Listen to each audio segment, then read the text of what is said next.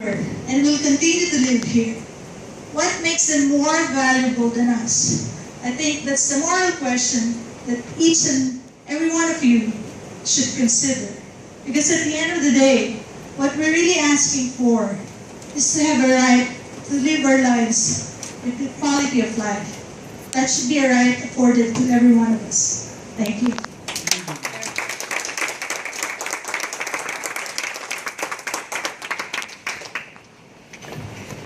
Henry Sauer, Board 6101 Monitor Place. You all folks like trust know your job, which is to enforce the zoning laws of this town and of this state. It's a weighty proposition. And in some cases, some applications can cause problems for you and weighty decisions. I would submit to you that this is not one. Your job is to protect the citizens of this town and of this neighborhood that's affected by this application. And if you're going to deviate from the zoning laws, you better have a pretty good reason. The applicant's got to demonstrate to you that there are very, very significant reasons that outweigh the detriments of this project. What are the positives of this project? Well, there's clearly no public benefit.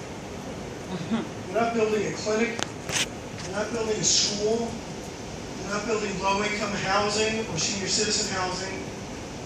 It's a for-profit enterprise. Now that's the nub. They want to make money, and we're impacted. This is not the case of a homeowner who wants to add on a room, put up a fence, put up a shed, and they need a little help. The zoning laws may not allow that to happen.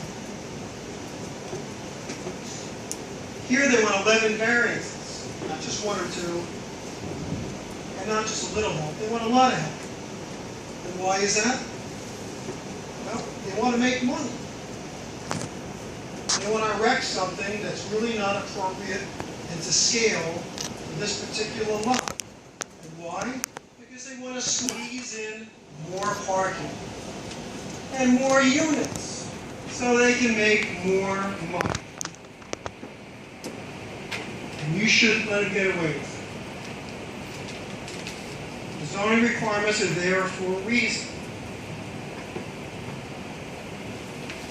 Why don't they want to comply with the zoning requirements? Because they want to make money. If they did, the project would have to be smaller, and that is appropriate. That's why they're there. That's why you should deny this application, because they should conform to it. What are the detriments of this project? It's going to increase urban sprawl. It's going to impact negatively traffic, both locally as well as for commuters. It's going to increase garbage generation. Not by a few. Remember, we're talking about replacing what is or used to be one or two family, actually both single family houses, and the impact of the community on that. They want to put 35 families and their visitors and everyone else who comes into that building. It's going to increase the noise, no doubt about it. It's going to increase congestion. It's going to negatively impact property values, more particularly about the adjacent properties, but I would submit to you generally. We don't know exactly what's going to happen, but I'm pretty certain it's not going to be positive. It's going to impact parking. You got 35 more people combined for that little space. They're eliminating at least 2 and probably at least 3 street parking spaces. They're not giving us, the residents of this neighborhood, more spaces to park in. They're taking away from it, and they're not carrying their burden. You know they're going to have family and visitors and other people, and frankly, that particular development does not accommodate that use. Where are they going to go? They're going to go into our streets, and there's not enough parking now. Where's it going to go?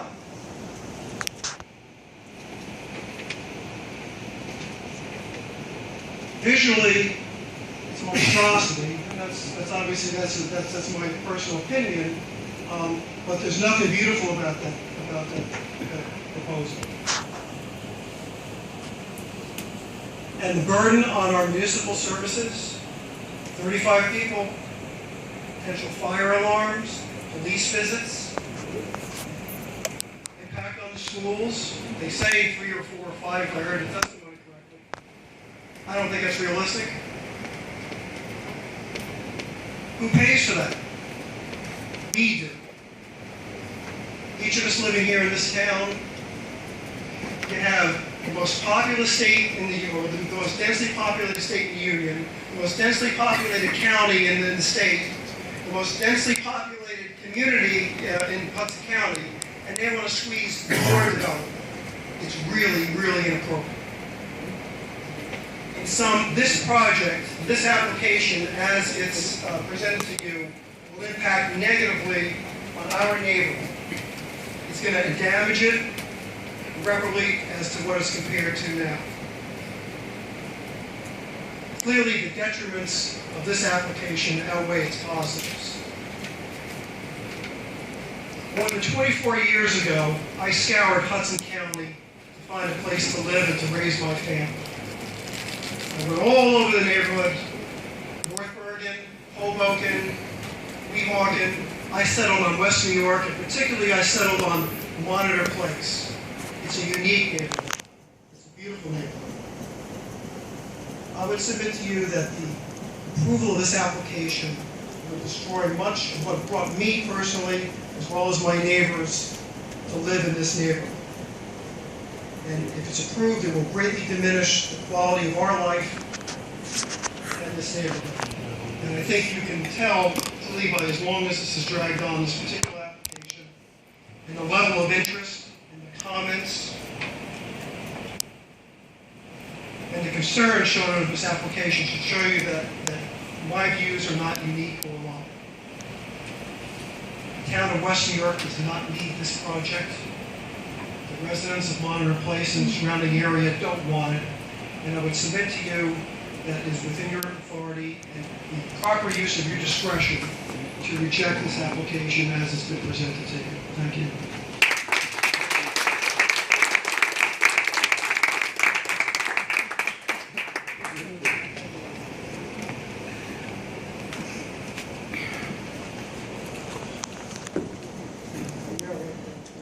Ramirez, and I are K.A. Ramirez, so my name is Nikki, 6102 Monitor Place. Good evening, board members and fellow neighbors. Thank you for the opportunity to speak to you and share some factually based concerns I have about this application.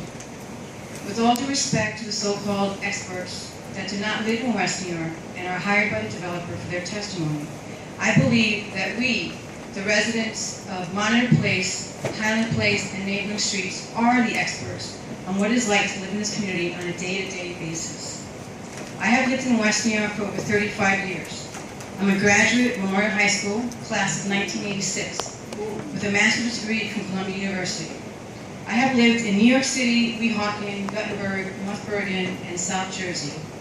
But West New York is where I returned, specifically to Monitor Place, when I decided to purchase my home. I fell in love with the quiet single-lane block, which still holds the original charming architectural and landscaping style of the West New York I grew up in. I happen to also be a homeowner that does not have a garage or driveway. It is not uncommon for me to drive around for over an hour to find a parking spot. I'm concerned that with the approval of this application, this will exponentially increase the flow of traffic on this small single-lane block and the single-lane block of 62nd Street feeding into it. I am concerned about my safety, the safety of my neighbors, and the safety of our children because of the small single-lane block designed and built with the original character of our West New York community, not designed to accommodate the exponential increased traffic that this building's loading dock and garage would generate. No matter what the applicant has said, this building does not fit in with the aesthetics of Monitor Place. The term anchor used in the developer's presentation is simply a grandiose term used by the developer to put an oversized building on a charming lot total disregard for the very zoning regulations put in place to protect our community's character and safety. I ask you, the zoning board, to stand with your West New York neighbors and vote against this application. Thank you.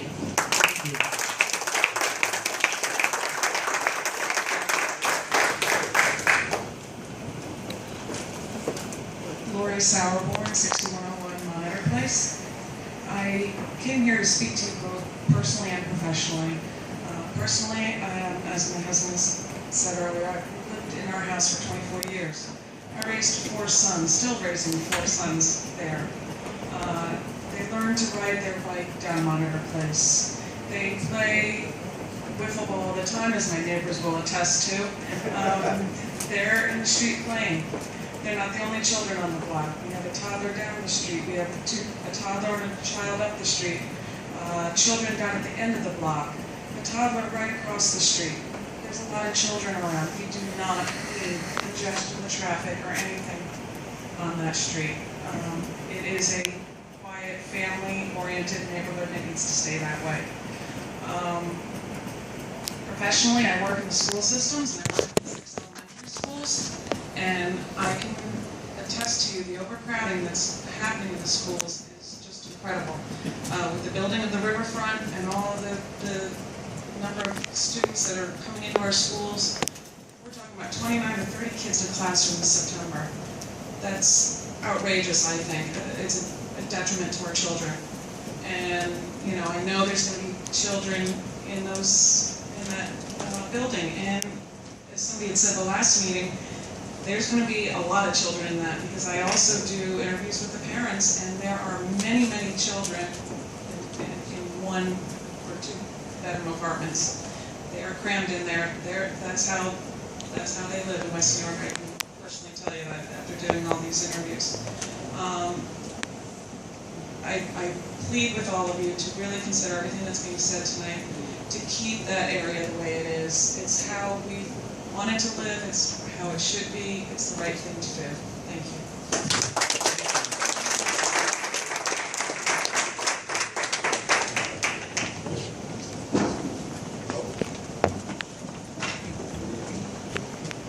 Hi, my name is John Hill. I live at 6046 Monitor Place. I feel real sorry for Dan. He's right next to this place. Dan's house is a typical West New York home, 34 feet tall is what they restrict to. This building is going to be almost, I'd say part of it's 84 feet from what I remember from the drawings. This building is going to be almost 3 times as tall as Dan's house. Plus that side of that building on Dan's house is north. And we all know on the north side of our house is moss and mold and mildew. So that whole side of that house, that's one thing of building we're going to be looking at. Not only that, but everybody carries on about shadow study. My house is the 3rd one away. There's Dan's, Chris's, then mine. Well, after they voted, and I'll refer to the last project, after they voted the last project down, I went ahead and dealt with the city and had to apply for variance and everything myself. I built a beautiful 400 square foot kitchen on the back of my home. 100% passive solar. I set my house up with solar panels. I'm looking to take some away from the footprint of the use of utilities. I'm looking to cut my bills down. I have a huge house. My house is 5,600 square feet, 6 bedroom, full basement. I've got to pay those utilities. Shadow study, I know the sunshine better than anybody. My back wall is 20 feet long, 17 feet of glass. My side wall is 20 feet long, 18 feet of glass. This corner of the kitchen points exactly south. The sun rises, clears the buildings at 9:30, 10 o'clock in the morning, and Riviera Towers. Riviera Towers never bothers me until winter time.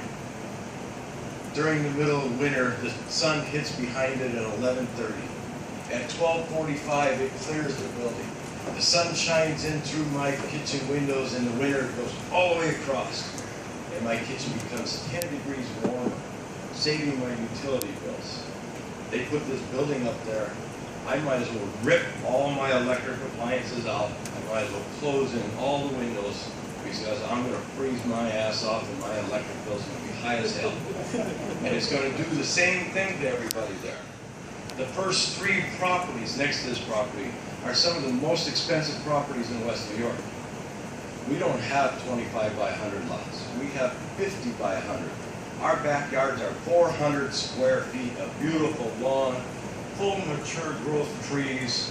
I have a 150-year-old magnolia in the back of mine, but I might as well forget about it and tear it down. I'll get my swimming pool yet. The tree's gone. All right? This is a big detriment to us. This really affects us financially. I had to apply for a variance one time, didn't I? Al knows me well. He helps me also. The engineer that advises the city told the city, no variance required. But I was kind of loaded for bear. I knew how to represent myself. I knew how I was going to present it so that it showed that it was a benefit to my neighbors. When I had to put my garage back, the retaining wall, the walls was going to retain their yards. The alternative, sue. Sue my neighbors and make them fix their yards. All right? I wasn't going to do that. There's 3 criteria that they look for in variances.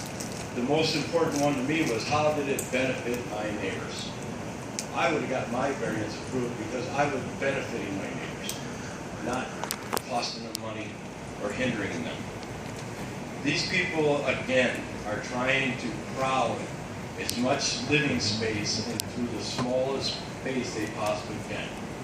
And somebody had a fantastic comment. Why don't they meet with us and see what we'll let them do? I'm sure they want to fight for more than what we want, and you never know, we might make compromises. None of the buildings in that area, elevation-wise, are higher than any of the single-family homes. They keep referred to them as mid-rise buildings. They barely meet the criteria of a mid-rise building. Mid-rise building being 5 to 12 stories with an elevator. 5 to 7. Well, I'm sorry, my definition I saw was 5 to 12, mid-rise. And usually it's an elevator building. I don't know a single one of those buildings except for maybe, I don't know, the Park East or whatever have an elevator. Riviera definitely does. The building right next to it's only 3.5 stories. This one's going to be twice as tall. A lot of people are going to be hurt by this building. This building, I thought, had nice apartments in it, but then I started looking. I built buildings like this over there. I started looking. I thought, oh, this is not a bad apartment. And then I thought, oh, why are they calling this a mezzanine instead of a loft? A mezzanine is the halfway between ground floor and first floor. They ain't a mezzanine. I thought they didn't want to call them a loft because that referenced another bedroom. They might as well just call it a bedroom because it's one of their bedrooms and a 2-bedroom unit. It's their bedroom in a loft, 1-bedroom unit. So